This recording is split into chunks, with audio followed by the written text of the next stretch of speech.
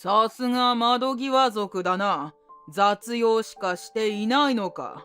お前のやっている仕事は1円の売り上げにもならないじゃないか。系列会社からやってきて就任したばかりの新社長は、人の気持ちなど考えることもない傲慢な人だった。私が社長になったからには必ず業績を上げてみせます。売り上げをどんどん上げて業界ナンバーワンを目指そうじゃありませんか。社長は売り上げのことばかりを考えてノルマを厳しく管理し、常に睨みを利かせて圧力をかけてくる。無理難題を押し付けられた社員たちが何も言えずに行き場をなくしても、社長はお構いなしだ。社長の就任以来、社内の空気はピリピリとしたものになり、社員たちの表情は日に日に険しくなっていく。自分ではやり手社長のつもりかもしれないが、これでは社員たちの気持ちが離れていってしまう。しかし社長はそれでもまだ物足りないらしく、定年間近の俺に目をつけてきた。お前はいい年をして平社員で恥ずかしくないのか。そんな給料泥棒の老害はクビだ。この会社からさっさと消え失せろ。社長はまるで俺を憎んでもいるかのように鬼の形相で罵声を浴びせてくる。売上重視の社長にしてみれば、万年平社員の俺はうだつの上がらない雑用係でしかないのだろう。こんな社長の下で働き続けても先は見えている。わかりました。お望み通り退職します。俺は自分の道を進むことにした。俺を厄介払いできた社長は上機嫌で高笑いを響かせる。この先利益を伸ばすどころか、自分の社長の椅子さえ危うくなることにまだ気がついてはいないようだ。俺の名前は大岩和夫。電気会社の総務部で働く56歳の会社員だ。先日、俺の会社の社長が高齢のため退任し、新社長に代替わりした。私が社長になったからには必ず業績を上げてみせます。皆さんも協力してください。売り上げをどんどん上げて業界ナンバーワンを目指そうじゃありませんか。新社長になった金森社長は就任挨拶でそう社員に語りかけた。一見いいようなことを言っているように思えた。だが実際に彼の下で経営が始まると、営業至上主義とでも言うのだろうか、口を開けば売り上げのことばかり言っていた。売って売って売りまくれ。ダメならごまでも吸って何でもいいから一つでも多く契約を取ってこい。金森社長の指示はお客様の都合より会社の利益だけを考えるようなものもあり、社員たちも困惑していたと思う。おい、今度の社長は一体何なんだ。まるで売り上げさえ上がれば何でもいいとでも言わんばかりじゃないか。よくわからないな。これじゃいずれ顧客から見放されるぞ。不安を口に出して言う社員もいたが、社長は就任したばかりだし、様子を見ていくしかない。俺としても金森社長の言っていることはすぐに馴染めるものでもなく、傍観するような思いで一つ一つ自分の仕事を続けていた。大岩さん、エアコンの調子が悪いんですけど見てもらえますか。大岩さん、お客様がお見えですが、受付の人が休みで入り口でお待ちになっています。お願いできますか。ああ、はい、わかりました。今すぐ行きます。俺が所属する総務部の仕事は多岐にわたり、社内の施設、備品の管理などから他の部署が担当できないあらゆる仕事をする何でも屋で、雑用に追われて日々忙しくしていた。ありがとうございました。エアコンの調子が悪くてずっと困っていたんです。大岩さんに直してもらって助かりました。いろいろお願いしてすみません。大岩さんに言うといつも快く対応してもらえるので助かります。俺は生真面目な性格で、こうやっていろいろ細かい作業や周囲のサポートをするのが性に合っていて、この仕事は気に入っているし、同僚や後輩には喜ばれ、慕われていると思っている。しかし、大学を卒業以来、この会社で働き、勤続30年余りの俺は、同世代の多くが役職についている中、いまだに平社員で、立場的には窓際族と呼ばれる存在でもある。入社してから様々な部署で働いたが、大きな仕事をしたり、優れた営業成績を残したりしたこともなかったので、役職にもつかず、出世には縁がない。だが、俺自身はそんなことはどうでもよくて気にしてはいない。総務部には5年ほど前から配属になり、俺は自分に与えられた仕事をこなしていくことに満足していた。そんなある日、俺が出社すると、入り口近くの掲示板の前に営業部の社員たちが集まっていた。見ると、掲示板に貼り出されていたのは、営業部員の一人一人の名前と、そのノルマの達成をグラフにしたもので、こんなものが貼り出されるのは俺も初めて見た。金森社長就任後、ノルマの管理も厳しくなっているようだ。掲示板を指さしながら顔を見合わせて、何やら小声で話している数人の営業部員たちの会話が通りすがりに俺の耳に入ってきた。なんだよ、こんなノルマできるはずないだろ。しかもこんな目立つところに貼り出して、参ったな。一体どういうことなんだ？新社長は売り上げのためにこんなことまでするのか？ずいぶんだな。あ、金森社長が来たぞ。そんなことを口々に言い合っていたが、廊下の奥から歩いてくる金森社長の姿を見つけると、営業部員たちはまるで雲の子を散らすように自分のデスクに戻っていき、何事もなかったかのようにパソコンに向かって仕事を始めた。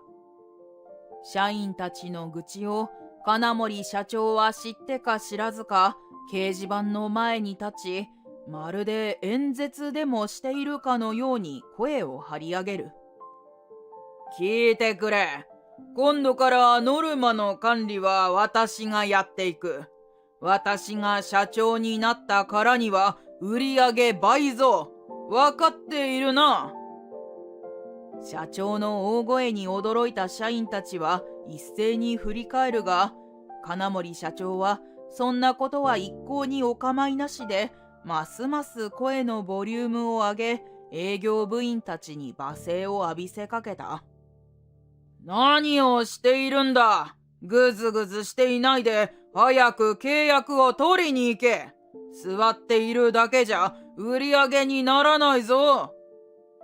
金森社長の大声にビクビクしながら、営業部の社員たちは慌てて出かけていく。そんなことを金森社長は毎日繰り返すものだから、営業部はおろか、社内全体の雰囲気はピリピリとしたものになり、社員たちの表情は日に日に険しくなっていくように見えた。長く勤めた前社長は、売上やノルマのことなど口にしたこともなく、社員たちと気軽に雑談を交わし、労をねぎらってくれる穏やかな人だったので、金森社長の横暴とも言えるやり方は誰もが余計に理解しがたかったと思う。金森社長は前職は系列会社の役員をしていた人で、うちの会社の社長に抜擢されるくらいだから、それなりの実績や手腕を持つ人ではあるはずだ。自分ではやり手社長のつもりで、社員たちのお尻でも叩いているつもりなのかもしれないが、これでは社員たちの気持ちが離れていってしまうし、営業部でない俺でさえ不安に襲われてしまう。金森社長の就任当初の社員たちの不安は本格的なものになりつつあったのだ。そんな中、金森社長が就任して1ヶ月ほど経ち、新社長就任記念パーティーが行われる。総務の俺は金森社長の就任直後から準備を進めていて、金森社長とも何度も打ち合わせを続けていた。パーティーは大口の顧客を獲得する絶好のチャンスだ。豪華なパーティーを頼むよ。料理やお酒もたっぷりと用意してしっかりもてなしてくれ。これで売り上げにもつながるというものだ。金森社長は就任パーティーをするにあたり、売り上げ重視を強調していろいろな提案を出してきた。しかし、豪華にしてくれとか、料理やお酒を多めにというのは、売り上げよりも派手で目立つことが好きなだけなのではと考えてしまう。会場がこの地域では最も豪華と言われるホテルの中にある一番大きいイベントルームに決まったのも金森社長の希望でもある。だがそれでも俺は金森社長の指示通りに準備を進めるしかない。かしこまりました。俺がおとなしく沿う返事をすると、金森社長は満足そうにうなずく。それから俺が総務部に戻ろうと書類を片付け始めると、金森社長が俺のことをじっと見てきた。その何やら探るような視線に嫌悪感を感じ、俺は眉根を寄せる。まだ何か？君は今年で何歳になる？なんでそんなことを聞くのだろうか。さらに戸惑いを深くしながら返答する。はい、56になります。56。その年で役職なしの総務部か。毎日雑用に使われてかわいそうにな。そんなことは、毎日やりがいのある仕事をさせていただいています。総務部でやりがいか。鼻で笑うように言われて嫌悪しか感じないが、顔に出してしまわないようぐっとこらえ、一礼して立ち去った。パーティー当日、俺は朝早くから会場に入り、夕方から始まるパーティーに備えて様々な確認を行っていたが、他の雑務を片付けるために一旦会社に戻ったのはすでに午後に入ってからだった。そして会場にもう一度向かうためエレベーターに乗ろうと廊下に出たとき、金森社長が廊下の向こうから歩いてくるのが見えた。ああ、大岩くん、ちょうどよかった。今、君のところに行こうとしていたんだ。君にお願いがあってね。パーティー用のスーツに着替えた金森社長は慌てているようで、少し早口で話しかけてきた。実は妻に頼まれていた買い物をすっかり忘れていてね。悪いが買ってきてもらえないだろうか。ああ、でも私はすぐに会場の準備に行かないと。そこをなんとかお願いできないだろうか。君が頼みの綱なんだよ。近所に住む高齢の母のお気に入りの羊羹があってね。妻が明日届ける約束をしているそうなんだ。いくら金森社長の頼みでも、俺はパーティーの準備があるし、金森社長も出かける時間が迫っている。本当に頼むよ。駅前のショッピングセンターにある和菓子屋だ。お店の場所を書いたメモとお金を渡しておくよ。品物は後で会場に届けてくれればいいから。金森社長は俺の目をじっと見ながらメモ書きと1万円札を俺の手に握らせる。わかりました。では買い物に行ってきます。金森社長も下の入り口に迎えの車が到着する時間です。金森社長はどうしてもと言うし、いつもと違う塩らしい態度に俺は押し切られて、奥さんから頼まれたという買い物を引き受けることにした。会場のことは今朝確認したし、他の総務の社員たちに頼めば、あとはなんとかなるだろう。本当にすまないね。じゃあ頼んだよ。金森社長は足早にエレベーターに乗り込んだ。俺は金森社長を見送ると、総務の社員に都合で遅れるとだけ連絡を入れ、買い物に走り、ほどなくして羊羹を買うことはできた。しかし、パーティーはとっくに始まっている。急いでタクシーを捕まえたが、途中、道が帰宅ラッシュと重なり、会場まで思いのほか時間がかかって、かなり到着が遅くなってしまった。ホテルに入ると、会場の受付はもうとっくに終了していて、俺が扉を少し開けて中を覗いていると、総務の同僚が気づいて会場の奥から出てきた。大岩さん、どうしたんですか？今日はもういらっしゃらないと聞いていますが。俺はパーティーに遅れていくとさっき自分で連絡したが、間に合わないので欠席するという連絡がその後に入ったらしい。すみません。大岩さんがいらっしゃらないと聞いて、先ほど出席者名簿から ID を削除してしまいました。もう一度登録しますので、社員証を見せてもらえますか？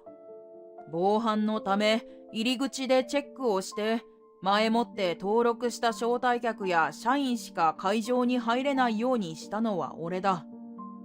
しかし、金森社長に頼まれた買い物に出かけるときに、俺はデスクの上に社員証を置いたまま会社に忘れてきてしまった。そうですか。まあ、登録がなくても大岩さんですから大丈夫ですよ。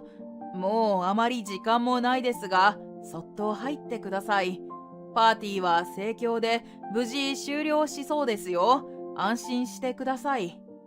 同僚はそう言って会場の中に入るように言ってくれたが、自分で考えたこのシステムを無視するわけにもいかない。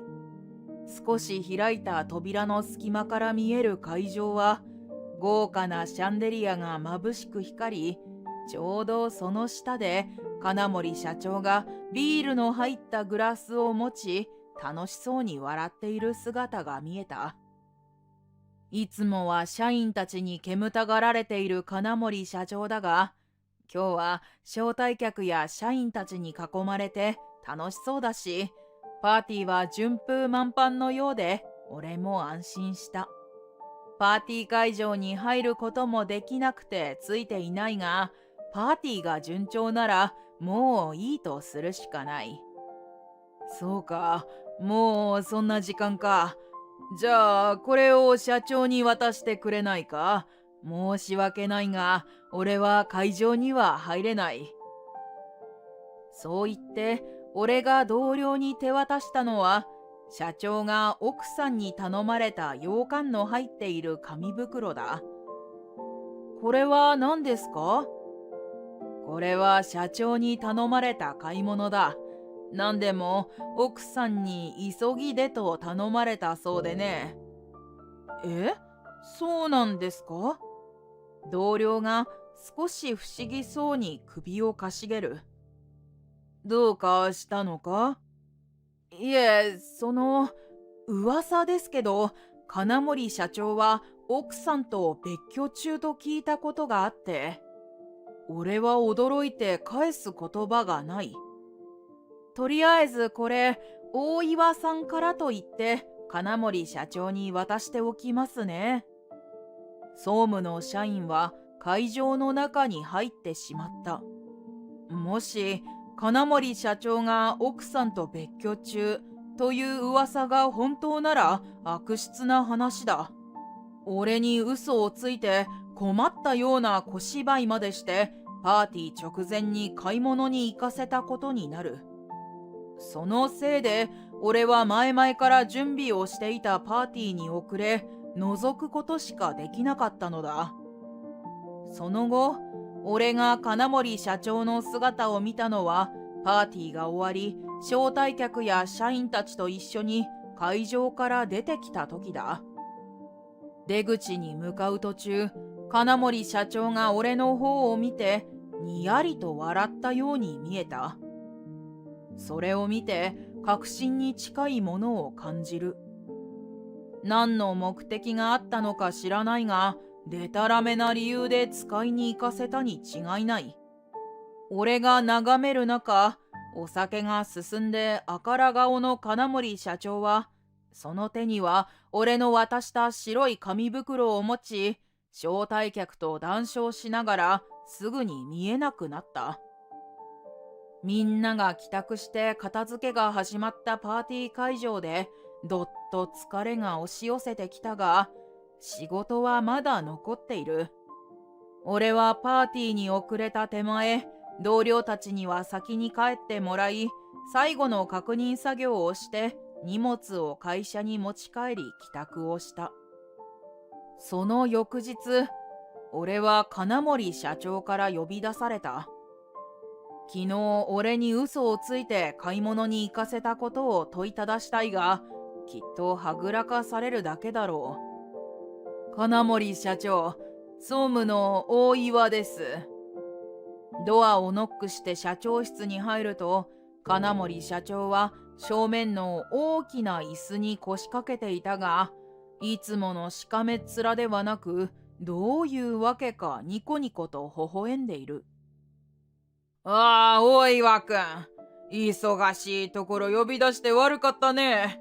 こちらに来て座りなさい。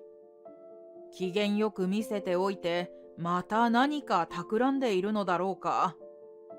君を今日呼び出したのは、ちょっと聞きたいことがあってね。さあ、早くここに座って。俺は金森社長に勧められるまま、社長室の中央にある大きなソファーに座った。私に聞きたいことですか？それより、昨日の奥様に頼まれた買い物は？そんなことはいい。それで質問だが、一体君の仕事は何なんだ？俺が喋り始めると、金森社長は急にいつもの横柄にも聞こえる口調に戻り、俺の言葉を遮った。やはりどうにも怪しいのだ。私の仕事は総務ですが、それが何か？だから、どんな仕事をしているのかと聞いているんだ。金森社長は苛立ったようで、俺を睨みつけると、さらに語気を強めた。総務の仕事は、備品の発注から郵便の管理等、他にも社内で何か必要があれば、他の部署でできないような仕事はすべてやっています。さすが窓際族だな。そんなもの、アルバイトでも雇ってやらせれば十分だろう。お前のやっている仕事は1円の売り上げにもならないじゃないか。俺が真面目に答えているというのに、金森社長は鼻で笑い、総務の仕事をバカにしてきた。そんな、昨日の社長の就任パーティーも総務で手配しました。アルバイトには無理です。あんな安っぽいパーティーはもううんざりだよ。さすがお前が手配しただけのことはあるな。あれじゃあ招待客にもうちの会社の格が落ちたと舐められてしまう。無能なやつがする仕事だ。安っぽいだなんて、パーティーは大成功だったじゃないですか。あんまりです。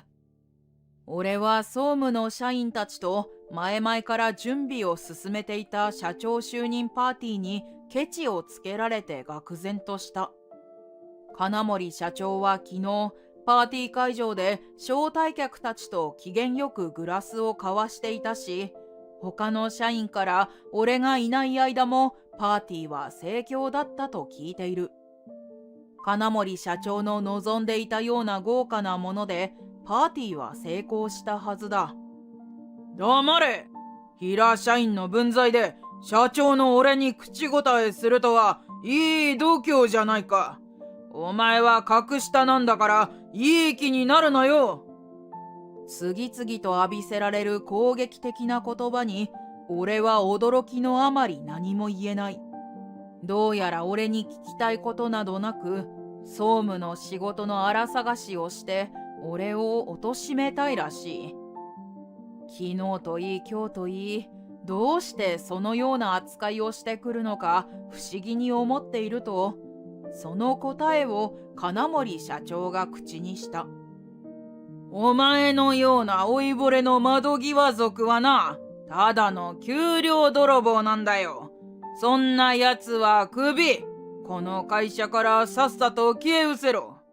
金森社長はまるで俺を憎んでもいるかのように鬼の形相で声を張り上げた。俺がクビですか。突然首を宣告され、呆然とした俺はうつむいて小さな声でつぶやくのが精一杯だった。確かに総務は雑用ばかりとも言える何でも屋かもしれないが、誰もやることのないさまざまな仕事に臨機応変に対応しなくてはいけないし、会社の中ではなくてはならない部署だと俺は自信を持って言える。しかし売上重視の金森社長にしてみれば、総務部はうだつが上がらず利益の出ない部署なのだろう。そんな部署で働く定年間近の万年平社員の俺はいいようにもてあそばれた上に厄介者として解雇されても当然というわけだ。そうだ、クビだ。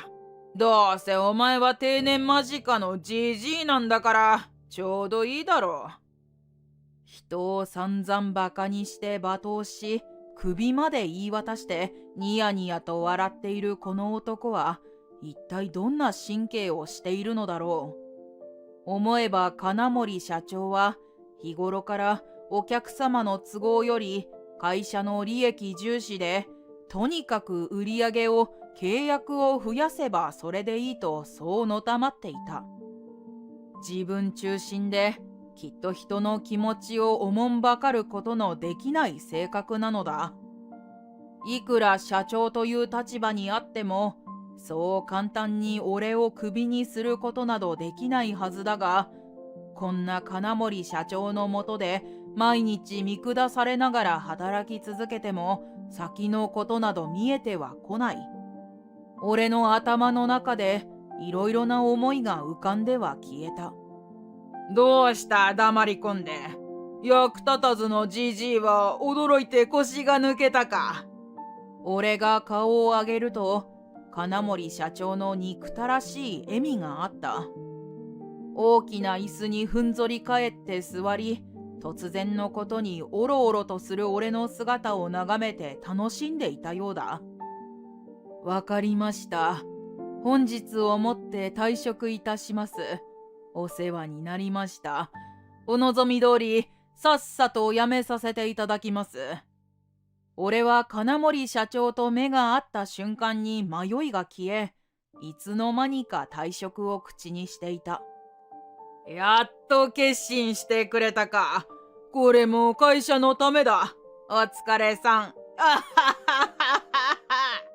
金森社長はそう言って立ち上がると、俺の肩をポンと叩き、上機嫌で高笑いを響かせながら社長室を出て行ってしまった。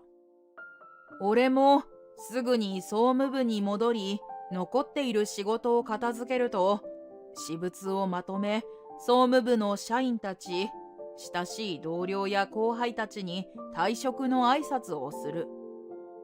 長年勤めた会社を突然退職することになったが、どういうわけか、その時はもうすっきりした気持ちで会社を後にした。その翌朝、鳴り響く携帯の音で俺は目が覚めた。大岩さん、よかった。やっと通じました。大変なんです。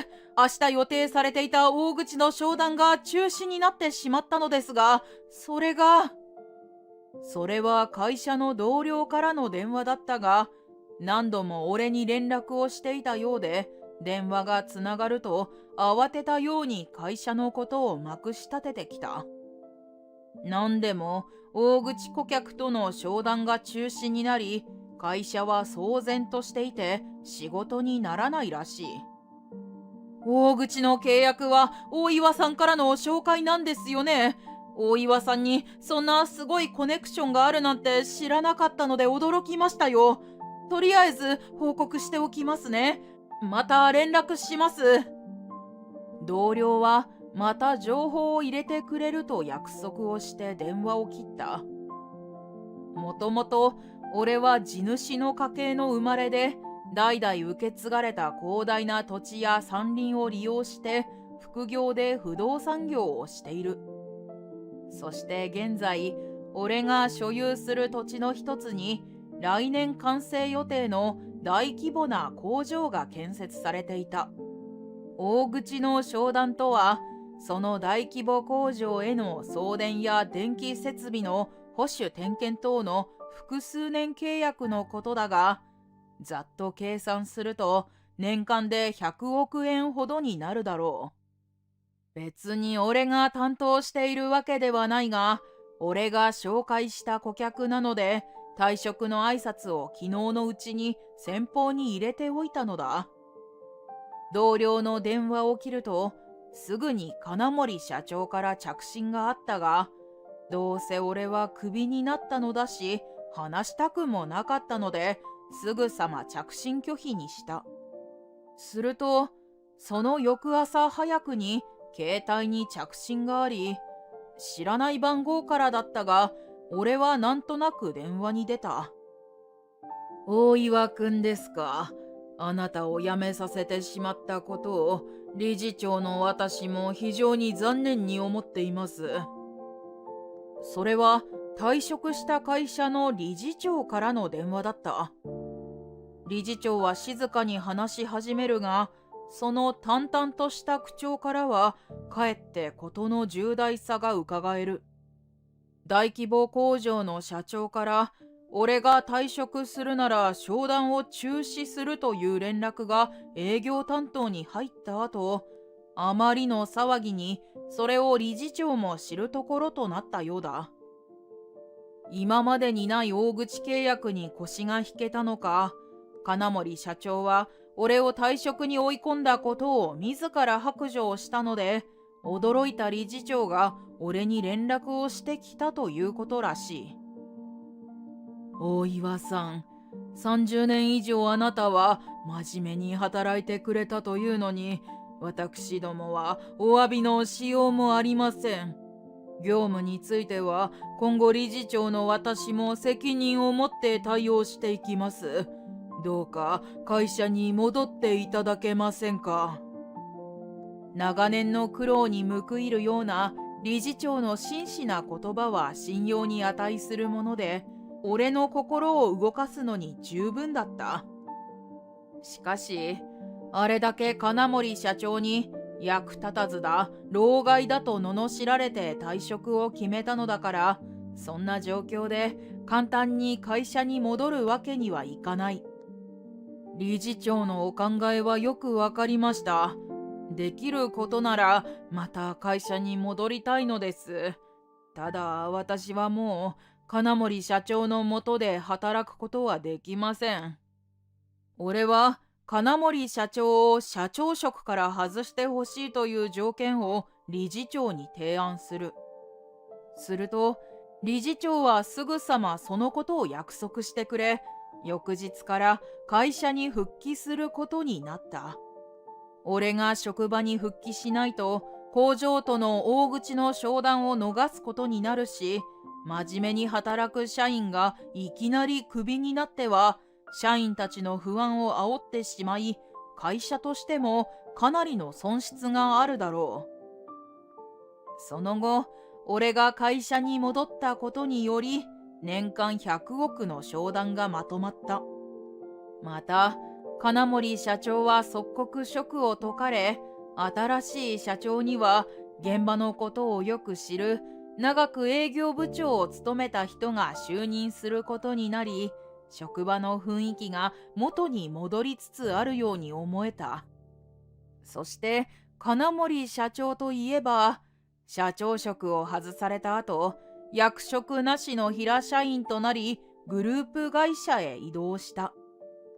しかし、元社長ということは周知の事実であるため、腫れ物に触るように扱われ、孤立しているらしいという噂を聞いた。100億の商談がまとまり、周囲からの信頼もある俺は、その後、理事長から昇進を打診されたが、いくら平社員や窓際族と言われても、俺は肩書きや昇進に興味がない。総務のさまざまな細かい仕事は性に合っていて楽しいし、昇進して忙しくなると、妻や子供たちと過ごす時間も減り、副業の不動産業をする時間もなくなってしまう。